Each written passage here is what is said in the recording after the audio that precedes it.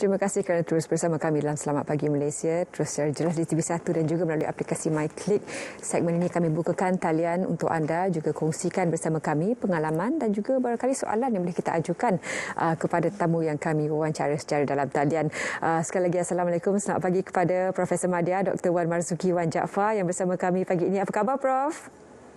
Waalaikumsalam warahmatullahi. Alhamdulillah sihat. Alhamdulillah. Terima kasih Prof. Prof merupakan Presiden Lembaga Kaunseler Malaysia dan sebenarnya sering juga kita berbicara Prof Dr. ya, dalam situasi sekarang ini kesihatan mental itu merupakan satu aspek yang perlu diberi perhatian. Pandangan Prof pagi ini, skop perbincangan kita, sokongan psikososial dalam melestarikan kesihatan mental masyarakat. Taliannya untuk para penonton 03-2282-9841. Prof, apa yang sebenarnya boleh difahami tentang psikososial ini dan aspek apa yang berkait dengan kesihatan psikososial?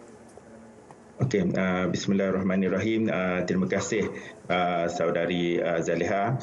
So kalau kita lihat dari segi sokongan psikososial itu sendiri, kita tengok dia adalah satu sokongan yang menyeluruh, termasuklah yang kita lihat sokongan yang harus diberikan dari segi psikologinya sendiri dan juga dari segi sokongan-sokongan lain, sokongan-sokongan sosial yang lain, bantuan-bantuan, mungkin bantuan berbentuk kalau kita lihat sekarang ini bukan sahaja semata-mata bantuan-bantuan yang berbentuk psikologikal sahaja, tetapi dia juga boleh merupakan bantuan-bantuan lain yang diperlukan, iaitu kalau kita tengok di dalam keadaan sekarang ini ramai yang terkesan dengan keadaan yang berlaku dengan pandemik.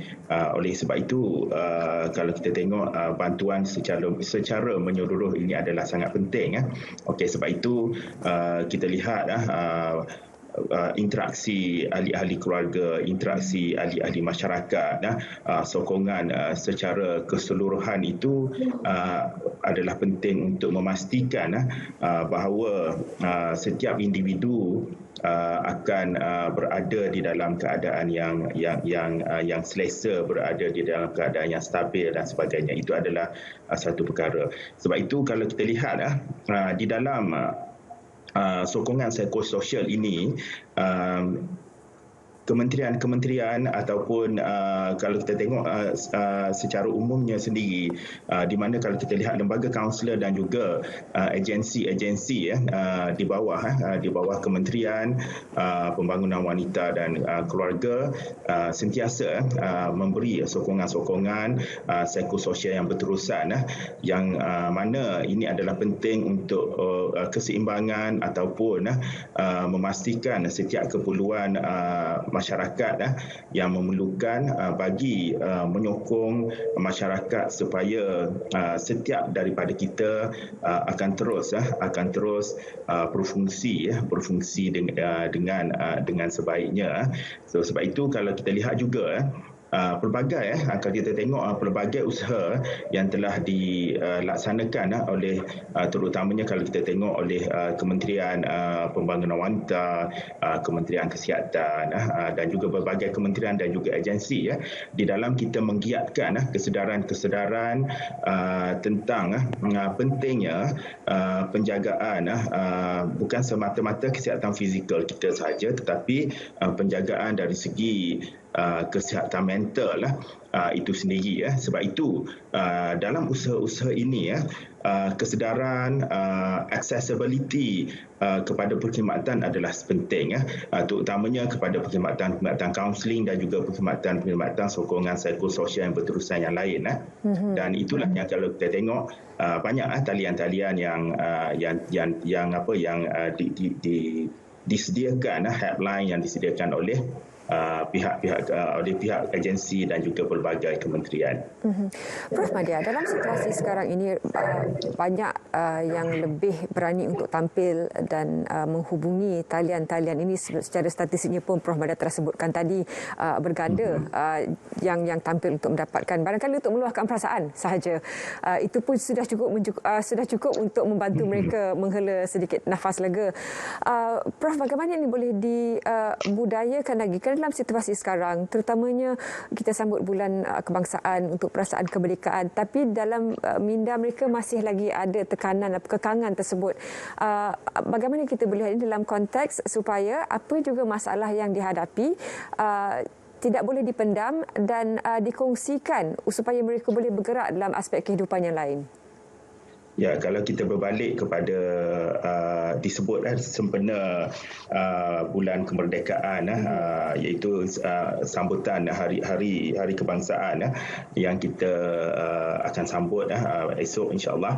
Dan itulah apabila kita berbicara dengan perkara itu, kita juga haruslah melihat kepada jiwa kita, jiwa yang stabil, jiwa yang kita tengok, jiwa yang merdeka, jiwa yang tenang dan aman. Dan itulah yang kita lihat, kempen-kempen yang kita selalu yang kita kerap ketengahkan adalah supaya kita berkongsi. Kalau kita ada isu, kalau kita ada perkara-perkara yang penting, kita berkongsi. Sebab itu kalau kita berbalik kepada kempen kesihatan mental yang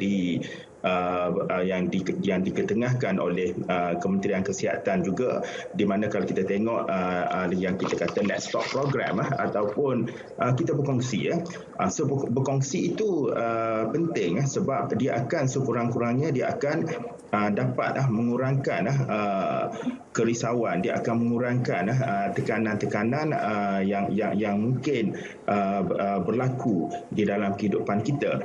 Dan kita juga apabila kita berkongsi, mungkin kita dapat melihat sesuatu perkara yang kita hadapi itu dari perspektif yang berbeza. Mungkin kita dengar daripada pendapat rakan-rakan kita yang mempunyai pandangan-pandangan yang berbeza, dan inilah yang kita tengok. Seumpamanya kalau kita lihat perkongsian-perkongsian, kita lihat daripada mungkin kalau kita ada isu berkaitan dengan pekerjaan dan sebagainya, dan kita dapat tengok bagaimana rakan-rakan kita yang mungkin berjaya menguruskan isu-isu yang serupa dengan kita yang kita hadapi. Sebab itu kita selain daripada kita berkongsi dengan rakan-rakan, kita berkongsi sokongan berterusan daripada keluarga, dan kita lihat bahawa media-media sosial seperti yang kita tengok rancangan-rancangan Selamat Pagi Malaysia, iaitu media-media arus perdana yang sentiasa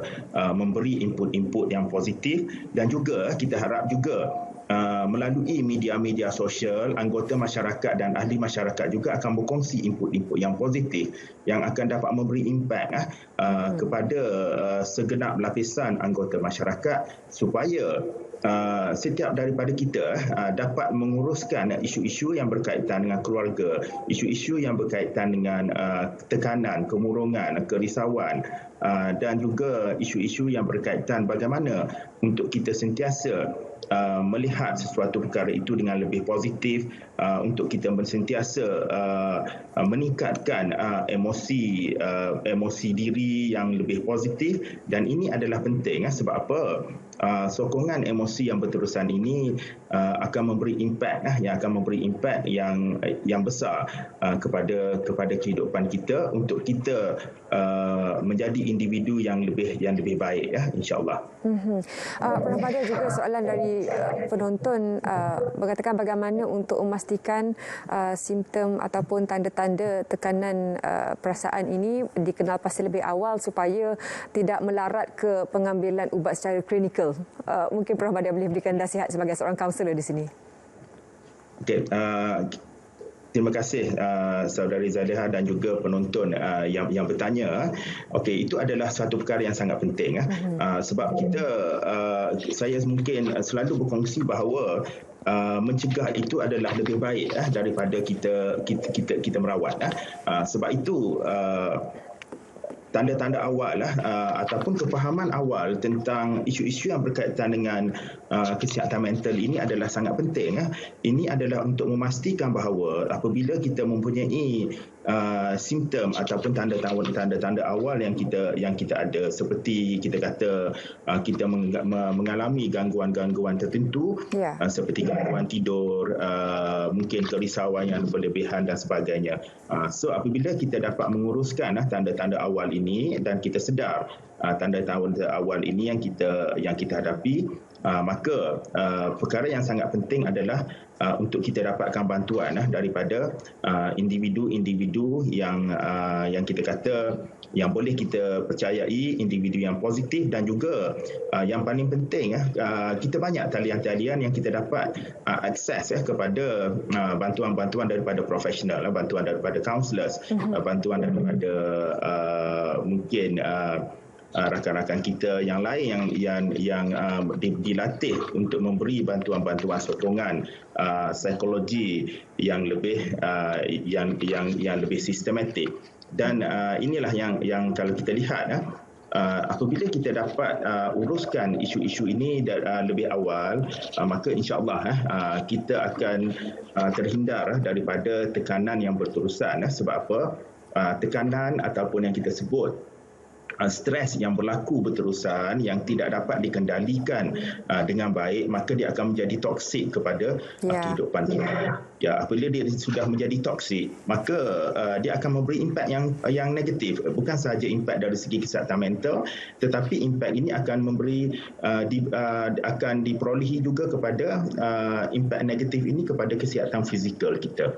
So itu adalah perkara-perkara asas yang kita harus lihat, insya-Allah. Prof, jika ada ibu bapa yang bertanyakan untuk anak remaja mereka ataupun anak mereka yang berada dalam institusi pengajian tinggi, stres mereka ini kadang-kadang tidak mahu dikongsikan dengan ibu bapa. Jadi bagaimana pula ibu bapa harus menerima kadang-kadang anak-anak ini tidak boleh meluah kepada mereka dan ingin diajukan kepada third party pula, kepada pihak ketiga pula, kerana tidak mahu dihakimi oleh ibu bapa. Tapi sebelum Prof jawab soalan itu, kita ambil pemanggil terlebih dahulu. Encik Burhanuddin, silakan soalannya kepada Prof Madia. Assalamualaikum, selamat pagi Prof. Waalaikumsalam. Waalaikumsalam warahmatullahi. Jadi saya ni nak tanya ni tentang kesihatan mental ni, mungkin dia ada berkaitan dengan apa yang berlaku dalam COVID kita pada masa COVID kita sekarang ni. Saya ni memang masalah orang dah pencen, ada masalah kesihatan banyak, ada dialisi semua. Sekarang ni bila terlalu banyak duduk di rumah tak keluar, jadi kita tak dapat banyak exercise, menyebabkan kadang-kadang mental kita pun boleh terganggu. Dan antara yang menyebabkan gangguan ni adalah malam saya payah nak tidur payah. Jadi macam mana Prof nak mengatasi masalah tu? Itu sebenarnya banyak lagi benda ni, tapi oleh kerana masa kan, jadi saya nak minta laporan Prof. Macam mana saya nak mengatasi masalah saya payah nak tidur oleh kerana mungkin dari segi exercise kita kurang, kita duduk baring di rumah aja tak keluar. Itu masalah sebenarnya Prof. Baik, terima kasih Encik Burhanuddin. Prof, itu antara yang simptom fisiologi yang paling awal dilihat. Susah nak tidur, tak lalu makan. Bagaimana Prof boleh berikan pencerahan kepada Encik Burhanuddin? Terima kasih Encik Burhanuddin.